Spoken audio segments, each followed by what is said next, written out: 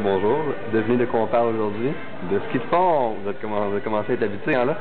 Donc, ce que j'aimerais voir avec vous maintenant, c'est la différence entre un ski par table et un ski avec écaille. On a le même modèle sur la table actuellement, donc le Rossignol X-Tour. Un bon rapport qualité-prix, un bon ski qui va probablement correspondre à beaucoup de membres qui vont venir en magasin. Le même prix, on retrouve le ski avec écaille ou sans écaille. Donc, écaille, base mécanique, écaille de poisson, c'est le même principe.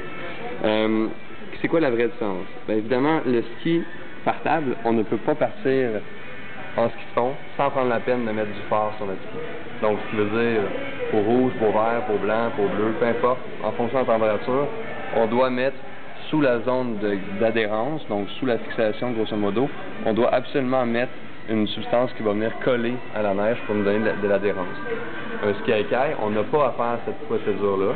On peut directement clipper nos bottes sur nos fixations et partir en ski. Souvent, les écailles vont être préférées par les membres parce que c'est facile, peu importe les conditions de neige, peu importe la température. Donc, on part en ski en ville, on a peut-être une petite course à faire un petit dimanche après-midi, pas très longtemps. On n'a pas les installations à la maison pour faire notre ski. Les écailles sont un bon choix. Toutefois, les écailles sont prédéterminées au niveau de la longueur et on ne peut pas jouer avec notre base mécanique, évidemment.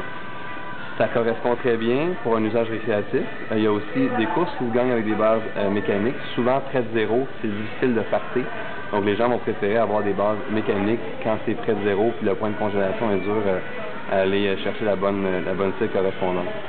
Si on veut avoir un ski par table, on va devoir prendre le temps qu'il faut, mais souvent, ça fait partie aussi du ski de fond. Donc, le fait de lire la neige, de choisir la bonne cire, de la réajuster à l'heure du midi peut-être, de suivre un peu cette progression-là. Et on a la possibilité d'allonger, de raccourcir notre base sous le ski où on met le phare de jour. Et on peut aussi faire des mix ou en tout cas différentes formules pour aller chercher une meilleure adhérence. On est capable d'aller chercher une performance plus élevée avec le phare. Par contre, c'est très varié. Une journée, on peut se tromper et ça ne fonctionne pas du tout avec le phare. On va devoir recommencer la procédure. Et avec la base mécanique, bien, disons qu'on s'assure un minimum de performance de l'ordre de, je ne sais pas, peut-être 70%. Ça fonctionne toujours bien, mais c'est difficile d'augmenter, par exemple. Le ski se présente comme ça. Ce qui peut être suggéré aussi, c'est des gens qui font beaucoup de ski. Une base mécanique peut être très bien en début et en fin de saison quand les conditions sont un petit peu moins évidentes. Et le ski performant sur les courses qu'on a dans la saison peut-être ou quand on est plus sérieux, on peut prendre à ce moment-là le ski par table.